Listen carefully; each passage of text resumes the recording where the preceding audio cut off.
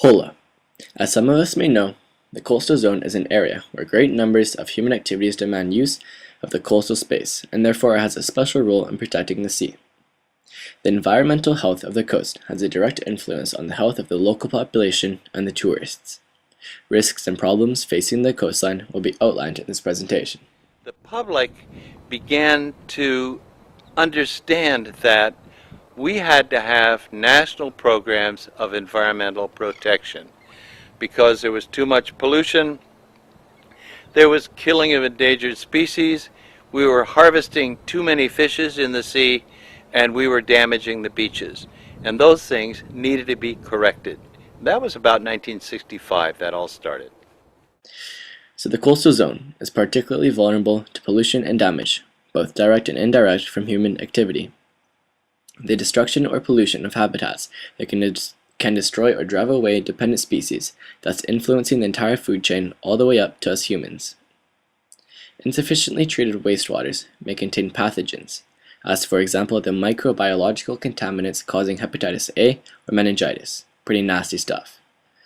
Meanwhile, economic threats pose where cities want to build coastal highways or hotels on the beach, aka Belonja Bay Beach Resort in U.S. Virgin Islands, El Cielo in Mexico, and the Shelbourne South Beach in Florida. Later, we'll talk about how to prevent coastal flooding and erosion. So, how would we prevent economic development along coastlines? Well, the process known as Integrated Coastal Zone Management involves compromise and assurance of strict environmental standards.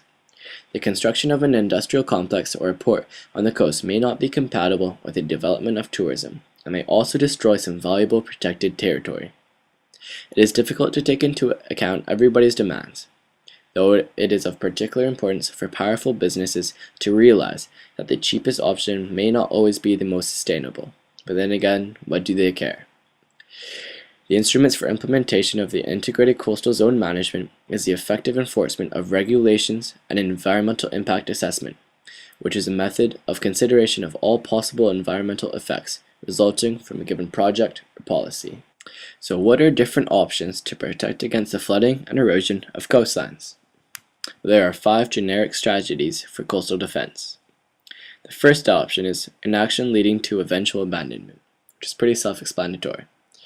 Second option is managed retreat or realignment, which involves a plan for retreat, identifying a new line of where houses and defenses can be safely built while attempting to weather the further flooding.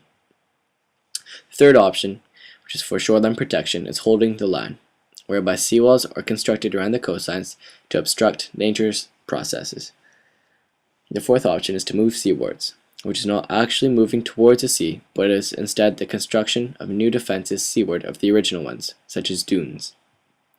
The fifth and final option is limited intervention and accommodation, by which adjustments are made to be able to cope with the raising coastlines.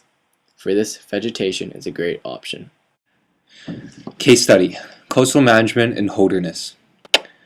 The Holderness coast is in the northeast of England. This is one of the most vulnerable coastlines in the world, and it retreats at a rate of 1 to 2 meters every year. The problem is caused by strong prevailing winds, creating longshore drift that moves material south of the coastline. The cliffs are made of a soft boulder clay. It will therefore erode quickly, especially when saturated. The village of Mapleton, perched on a cliff top on the Holderness coast, has approximately 50 properties. Due to the erosion of the cliffs, the village is under threat. In 1991, the decision was taken to protect Mapleton. A coastal management scheme costing £2 million was introduced, involving 2 types of hard engineering, placing rock armor along the base of the cliff and building 2 rock groins. Mapleton and the cliffs are no longer at risk from erosion due to these procedures. The rock groins have stopped beach material being moved south from the Mapleton along the coast. However, this has increased erosion south of Mapleton, but this means that benefits in one area might have a negative effect on another. The increased threat of sea level rise due to climate change means that other places will need to consider the sustainability of coastal defense strategies for the future.